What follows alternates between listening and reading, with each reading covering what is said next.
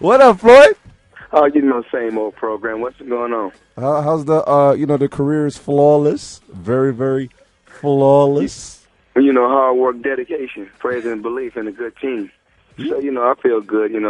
Same old program. We make it do what it do. You need to get a piece like a chain that says flawless. You know what I'm saying?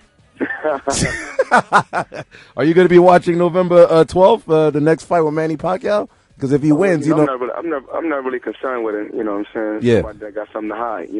I do what I do. He do what he do. You know what I'm saying? I beat fighters when they're undefeated. I beat fighters when they're at the top, and he beat my leftovers. He fight my leftovers. Oh shit, man. We say if you're the best, take the test.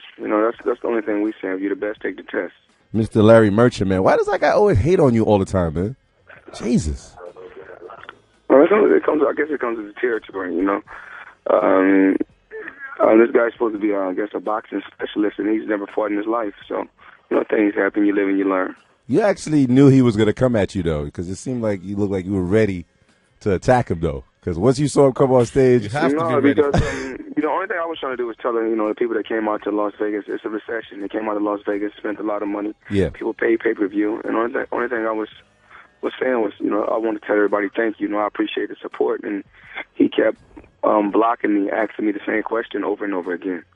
Is there anything in the future for Floyd? Because after this win, you're going to be relaxing for a little bit, or? We don't know who's next. Like I said before, we only want to give the people what they want to see. Manny Pacquiao fought Marquez twice already. Yeah, how many times is it going down, man? In a fight, and Marquez, Manny Pacquiao knocked Marquez down a few times. But when it's all said and done, Marquez won the most rounds. First time they fought to a draw. Second time, Manny Pacquiao, I think, won by 1 point. I took 2 years off and came back and fought Marquez, and it was easy work. You know how it is. They say they say I was too big for Marquez, but I'm not too big for Pacquiao. But both guys are the same size, so things happen.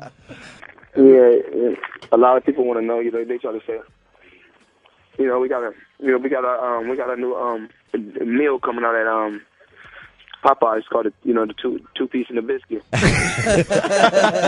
heard about that. I thought that was the doctor's prescription from you. Take two and call you in the morning, son. We call it 2 piece in a buttermilk biscuit, beans and rice. Everything on the plate is spicy. I want to talk. I got to ask you something about after the fight. The fight was that was great and everything because he deserved what he got. That headbutt was and everything. Then he snuffed. Try to snuff afterwards. But the part everybody wants to know. Larry Merchant, I just brought you went in. Yeah, I just asked him. You asked him about that? I think sometimes you can push a person to the limit. I done what I had to do. Just period. Emmanuel Stewart. Larry Merchant, Jim Lamley. It's just like they just hoping and wishing they can find a fighter to beat me. Like I said before, I'm gonna have to build a robot.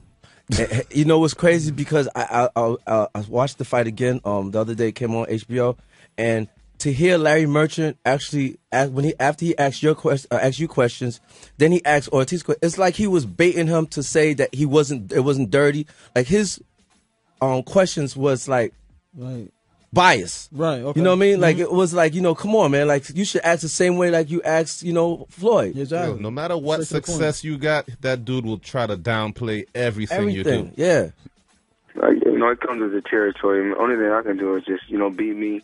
Stay in my zone, continue to go out there and perform well, and give the people what they want to see, entertainment.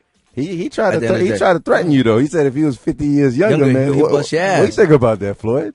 I ain't not worried about that. But he actually copped out later on. He said, "Nah, I know I can't beat him." Now, instead of Larry Merchant asking you questions, do you prefer Max Kellerman asking you the questions? They the same to me. It's really the same. These dudes don't never want to give me my credit. They don't never want to give me my just due.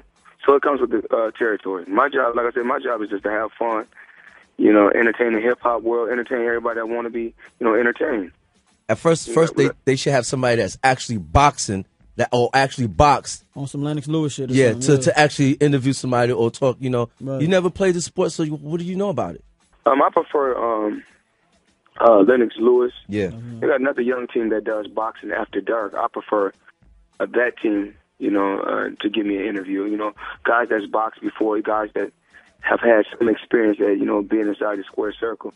Larry Merchant, Jim Lampley, and the other little guy, Emmanuel Stewart. They didn't really have too much. They didn't really have too much experience at fighting. No experience at all, actually. Right. And the thing about it is, like, you had your hands up, like you were protecting yourself, getting ready just in case. I mean, but you have to ask yourself, how did we even get put in that situation? How? Yeah. Somebody had to start from somewhere. He started it, I finished it. Do you see a part 2 in that, or are you moving on to bigger and better things? I don't think it's No, gonna be. this dude is trying to stay relevant. He's no longer relevant. He was famous when I had him on 20.